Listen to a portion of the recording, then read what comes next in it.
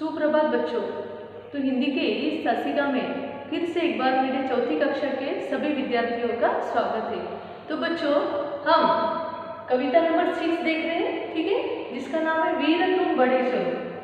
तो बच्चों, इसके पहले के तासिका में मैंने आपको बताया था कि द्वारिका प्रसाद जी जो है उन्होंने हमको संबोधित किया है कि वीर बनकर धीरज रखते हुए अपने देश की हमको क्या करना है, रक्षा करना है। इस देश का सम्मान हमको बरकरार रखना है, इस देश का सम्मान हमको बढ़ाते रहना है, ठीक है।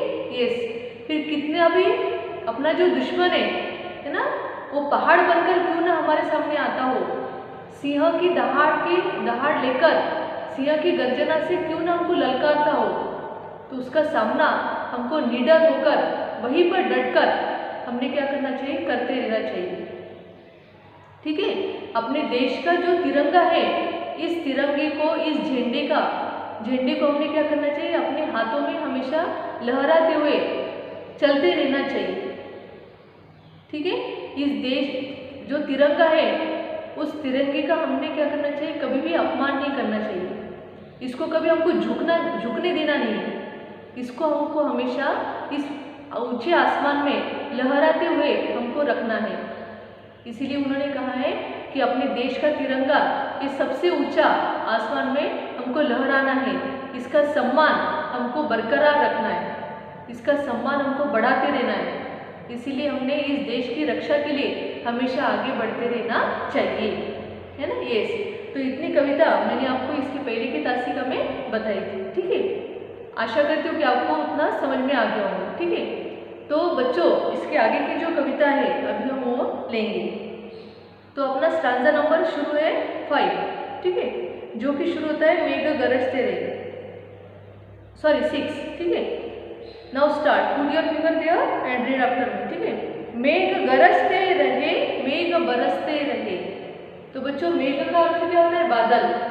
तो ये जो बादल है, ये कितने भी गरजे, है ना, कितने भी बरसे, तभी हमको क्या करना चाहिए, निडर होकर हर परिस्थिति में, है ना, यस, हर परिस्थिति में हमने क्या करना चाहिए, अपने दुश्मनों का सामना हमने करते रहना चाहिए, अपनी देश की रक्षा हमने करते रहना चाहिए। यस, बिजलियां कड़क उठे, बिजलियां तड़क उठे, है ना, भारी बारिश क्यों ना आती हो, ठीक है, बिजली क्यों ना कड़कती हुई बिजली क्यों ना आसमान में चमके, उस परिस्थिति में भी हमने क्या करना चाहिए, डरना नहीं चाहिए। उस परिस्थिति में भी हमने क्या करना चाहिए, अपने देश की रक्षा के लिए हमेशा आगे बढ़ते रहना चाहिए। इनके कहने का अर्थ है कि कितनी भी बड़ी तूफान बोलो, बारिश बोलो, है ना, क्यों ना आए, उस परिस्थिति में भी हमने क्या करना चाहिए, तूफान बारिश में भी, है ना, यस, हमने क्या करना चाहिए, उनका सामना, अपने दुश्मनों का सामना ही करते रहना चाहिए। अपने देश की रक्षा के लिए हमने उस परिस्थिति में भी खड़े रहना चाहिए। वीर तुम बढ़े चलो, धीर तुम बढ़े चलो। और इस प्रकार द्वारिका जी कहते हैं कि हमने वीर बनकर धीरज रखते हुए अपनी देश की रक्षा ये हमेशा हमने करते रहना चाहिए। प्रात हो कि रात हो, संग हो न साथ हो। प्रात का अर्थ क्या होता है, ये प्रातः हो, सुबह। फिर वो सुबह क्यों ना हो, या शाम या दोपहर, कोई भी समय, दिन का कोई भी प्रहर है, हमने क्या करना चाहिए, हर समय अपने देश की रक्षा के लिए उठ खड़े रहना चाहिए, अपने देश की रक्षा के लिए हमने हमेशा तत्पर रहना चाहिए, है ना। यस, फिर ये नहीं सोचना चाहिए कि अभी रात होगी तो अभी थोड़ी देर सो जाए, आराम कर लिए, आराम हराम रहता है ना। यस, तो हमने हमेशा ये कार्य करते रहना चाहिए। फिर किसी का संग भी हो, किसी का संग का अर्थ होता है साथ, कोई अपने साथ में हो या ना हो, सुबह हो, दोपहर हो, शाम हो, कितनी भी घड़ी बारिश आती हो, बिजलियां कड़कती हो, हर मौसम में, हर परिस्थिति में, हर समय हमने क्या करना चाहिए, इस देश की रक्षा ये करते रहना चाहिए।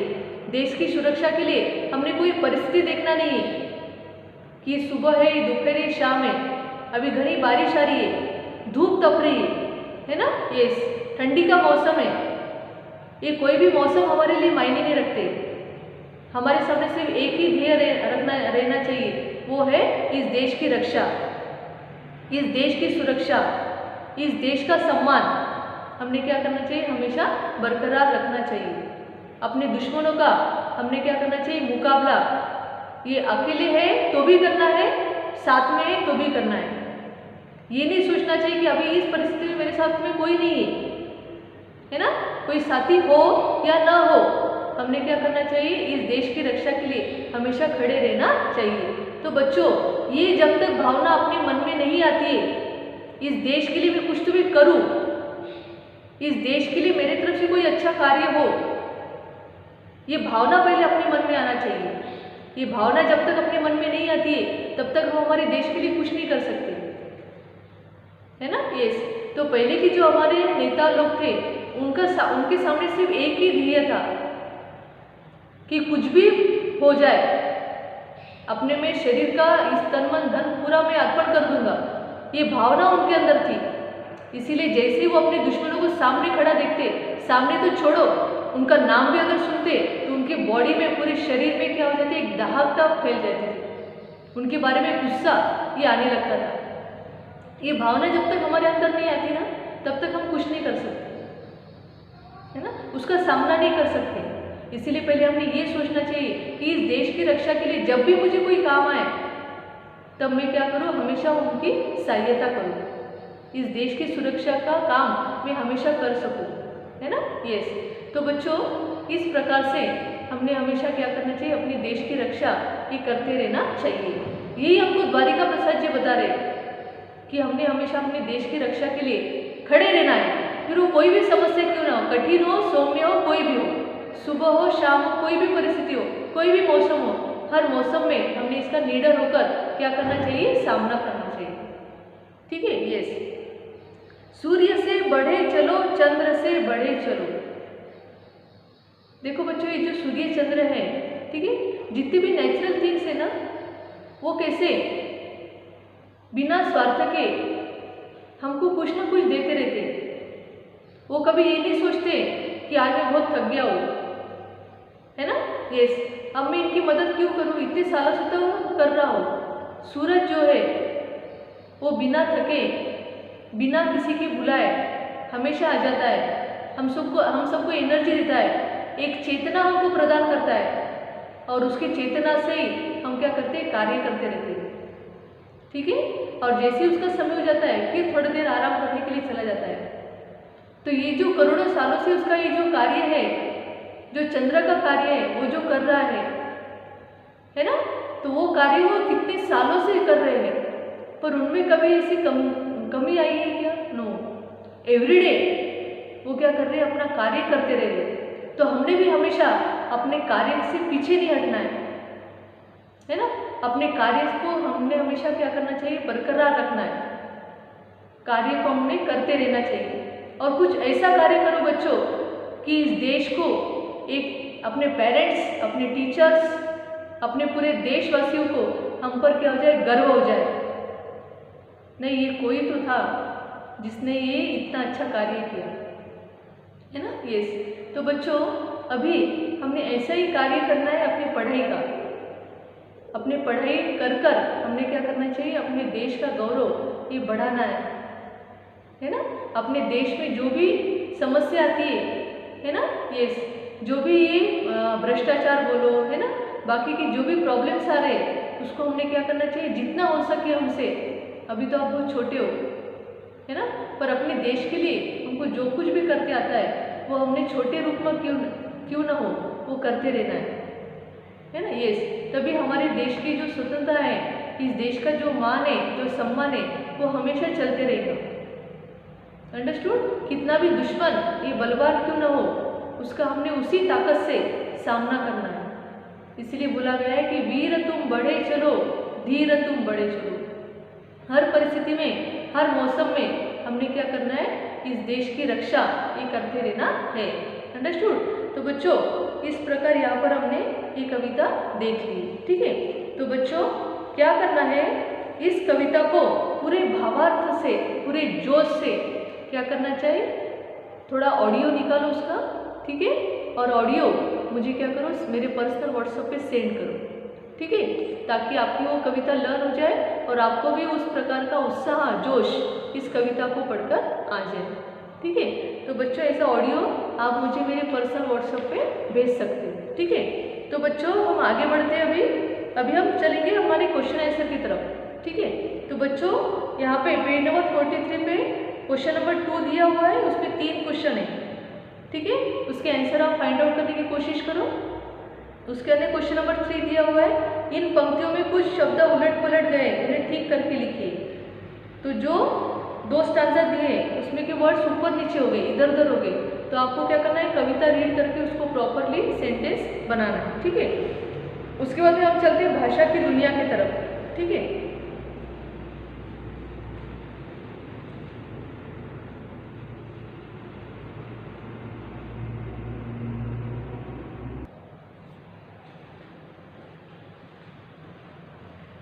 तो बच्चों भाषा की दुनिया में सबसे पहला क्वेश्चन है श्रुतले। ठीक है, तो यहाँ पे वर्ड्स दिए, शब्द, हम उसको रीड करेंगे। आप भी मेरे पीछे 43 पेज नंबर निकालना है। ठीक है, और उसको मेरे पीछे रीड करना है। ठीक है, नाउ स्टार्ट। वीर, ध्वज, निडर, सूर्य, सिंह, चंद्र, मेघ, धीर। ठीक है, नेक्स्ट पेज निकालो 44। अब देखो बच्चों क्वेश्चन नंबर 2 में दिया है कि विशेषण शब्द चुनकर लिखना है। ठीक है, कुछ वाक्य दिए हैं और उस वाक्य में से जो विशेषण शब्द है वो हमको चुनकर निकालना है। ठीक है, बाजू में लिखना है। अब बच्चों विशेषण मीन्स क्या? तो विशेषण का अर्थ होता है कि किसी संज्ञा या सर्वनाम के बारे में विशेष जानकारी देने वाले शब्द को हम क्या कहते हैं, विशेषण कहते हैं। ठीक है, जैसे काला है ना, लाल है ना, ऊंचा, नीचा, सुंदर है ना, यस, बूढ़ा है ना, यस। तो इस प्रकार से जो भी हमको उस संज्ञा के बारे में विशेष जानकारी देता है उसे हम क्या, संज्ञा और सर्वनाम के बारे में विशेष जानकारी देता है उसे हम क्या कहते हैं, विशेषण कहते हैं। जैसे नीला आसमान है ना, यस। उसके अंदर ऊंचा पर्वत है ना, यस। तो इस प्रकार से वहाँ पर ऊंचा विशाल पेड़ है। ठीक है, तो विशाल, ऊंचा है ना, नीला। ठीक है, ये सब हमको क्या बता रहे हैं, विशेषण बता रहे हैं, संज्ञा के बारे में विशेष जानकारी बता रहे हैं। ठीक है, तो इससे हम उसको क्या कहेंगे, विशेषण कहेंगे। अंडरस्टूड? तो बच्चों यहाँ पर कुछ वाक्य दिए हैं, हमको उसको रीड करना है और उस वाक्य में से विशेषण शब्द चुनकर लिखना है। तो पहला यहाँ पे वाक्य दिया हुआ है कि वीर बालक को आगे बढ़ते रहना चाहिए, आगे बढ़ते रहना है। ठीक है, तो इसमें से विशेषण शब्द कौन सा रहेगा, यस, वेरी गुड, कौन सा रहेगा, वीर। तो हमको क्या करना है, उसको पहले अंडरलाइन यहाँ पे करो और उसको साइड में हमको क्या करना है, ऐसे लिखना है। अंडरस्टूड? यस। उसके लिए निडर व्यक्ति मुसीबत से नहीं घबराता है। ठीक है, इसमें से कौन सा आएगा, विशेषण, यस, कौन सा, निडर, वेरी गुड, निडर। अंडरस्टूड? यस। उसके लिए नंबर 3 सेंटेंस है, घने में गरज रहे हैं। कौन सा आएगा विशेषण, संज्ञा क्या है, मेघ है, मेघ के बारे में विशेष जानकारी क्या बता रही है, घने, इसीलिए विशेषण क्या आएगा, घने। अंडरस्टूड? यस। उसके लिए अंधेरी रात में भी तुम्हें रुकना नहीं है, संज्ञा क्या है यहाँ पे, रात, और रात के लिए विशेषण क्या दिया है, यस, वेरी गुड, अंधेरी है ना, यस, तो अंधेरी। ठीक है, उसके लिए चंद्रमा शीतल चांदनी देता है, फिर संज्ञा क्या है, चंद्रमा, और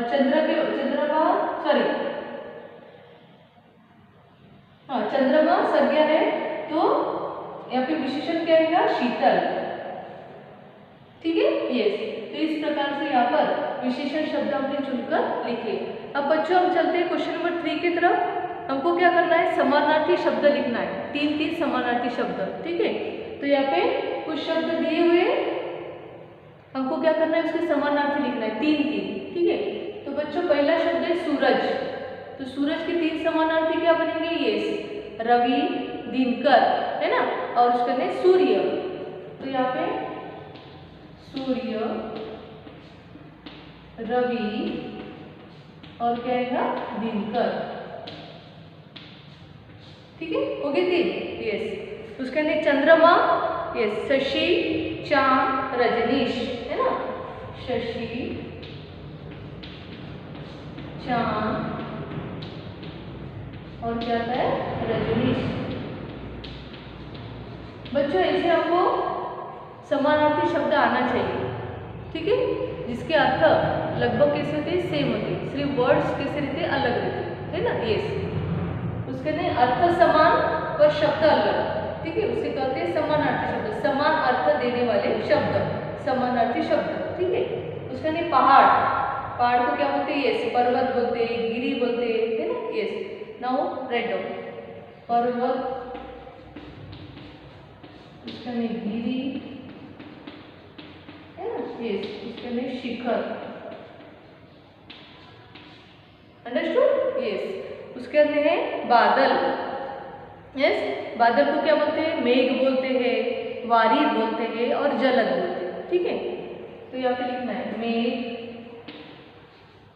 वारिद और क्या जलद,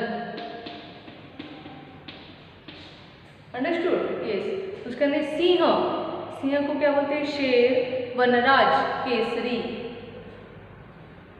क्या बोलते हैं, सिंह को शेर, वनराज।